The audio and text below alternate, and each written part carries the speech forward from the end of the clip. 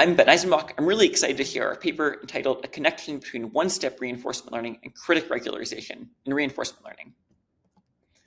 Offline or batch reinforcement learning is really exciting because it would allow a reinforcement learning agent to learn how to take good actions purely from historical data without needing to do exploration, without needing to do any more interactions. Effective offline algorithms, they have and they will unlock applications ranging from autonomous driving to healthcare to education. Offline algorithms, they aim to maximize the sum of rewards, and they typically do this by learning two components: an actor that takes reward maximizing actions, and a critic that predicts the future returns. However, learning the actor and the critic in the offline setting, it requires some care. There's been a lot of great work in offline reinforcement learning trying to figure out how to learn the actor and the critic. However, there's been so much great work that it's become hard to understand the connections between these methods. This paper is going to explore one of these connections. Broadly, I'm going to group offline reinforcement learning methods into three categories.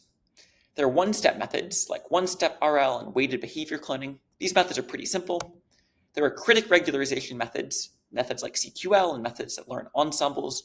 These methods can achieve great results, but can be a bit heavyweight. And there are methods that combine these components. I'm not going to focus on these.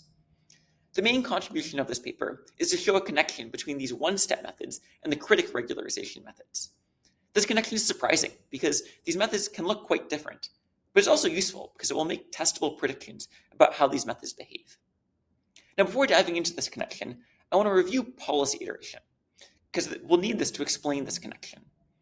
In policy iteration, you start with a policy, you learn a Q function, and then you get a new policy by acting greedily with respect to that Q function. You then learn a new Q function and act greedily with respect to it, and repeat this until you've converged. The first class of offline methods are these one-step reinforcement learning methods. Rather than doing many steps of policy iteration, they just do one step.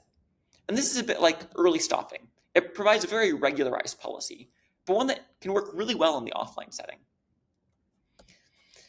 These one-step reinforcement learning methods just do one step of policy improvement, and because of this, are generally pretty cheap. They explicitly regularize the policy, but it's unclear what Q function they learn. I want to compare this to critic regularization methods like CQL. These methods have a hyperparameter to control the degree of regularization, and the regularization here says you want to predict lower values for unseen actions. These methods do multiple steps of policy improvement and generally tend to be a bit more computationally expensive. They don't explicitly regularize the policy, but they have a really elegant lower bound property. Now we're ready for the main result. The main contribution of this paper is showing that these two methods can coincide. And this is surprising because these two methods, they appear distinct. Formally, we proved that for a certain degree of critic regularization, these methods produce the exact same policy. And this occurs when critic regularization is applied with a certain hyperparameter, a value of 1. This connection is important because while critic regularization is a multi-step reinforcement learning method, this result suggests that there sometimes is a shortcut whereby you can get the same answer using just one step of policy improvement. And it also suggests that these two methods might share certain properties. Maybe one-step methods have a similar lower bound property. Maybe critic regularization methods also regularize the policy. I should note that as a theoretical result, it requires certain theoretical assumptions, and it doesn't say what will happen to these methods for different values of the hyperparameters. We've also extended this result to different problem settings, such as goal-conditioned reinforcement learning.